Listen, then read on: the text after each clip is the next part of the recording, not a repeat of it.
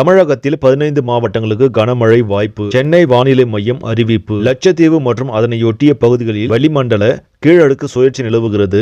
அதேபோல் தென்மேற்கு வங்கக்கடல் பகுதியில் வளிமண்டல கீழடுக்கு சுழற்சி நிலவுகிறது. இதனால் செங்கல்பட்டு, விழுப்புரம், கடலூர் மாவட்டங்கள் மற்றும் புதுச்சேரியில் கன முதல் மிக கனமழையும், திருவள்ளூர், சென்னை, ராணிப்பேட்டை, காஞ்சிபுரம், திருவண்ணாமலை, கள்ளக்குறிச்சி, அரியலூர், மயிலாடுதுறை, தேனி, தென்காசி, கன்னியாகுமரி, திருநெல்வேலி மாவட்டத்தின் மலைப்பகுதிகளில் ஓரிரு இடங்களிலும் கனமழையும் பெய்யக்கூடும். நாளை திருவாரூர், ராமநாதபுரம், தூத்துக்குடி, நெல்லை மாவட்டங்களிலும், 9ஆம் தேதி ராமநாதபுரம், தூத்துக்குடி, நெல்லை மாவட்டங்களிலும், 10ஆம் தேதி தென்காசி, குமரி, ராமநாதபுரம், தூத்துக்குடி, நெல்லை மாவட்டங்களிலும் ஓரிரு இடங்களில் கனமழை பெய்யக்கூடும் என்று வானிலை ஆய்வு மையம் தெரிவித்திருக்கிறது. இதனால் விவசாயிகள் முன்னெச்சரிக்கை நடவடிக்கைகளை எடுத்துக்கொள்ளுமாறும் கேட்டுக்கொண்டுள்ளது.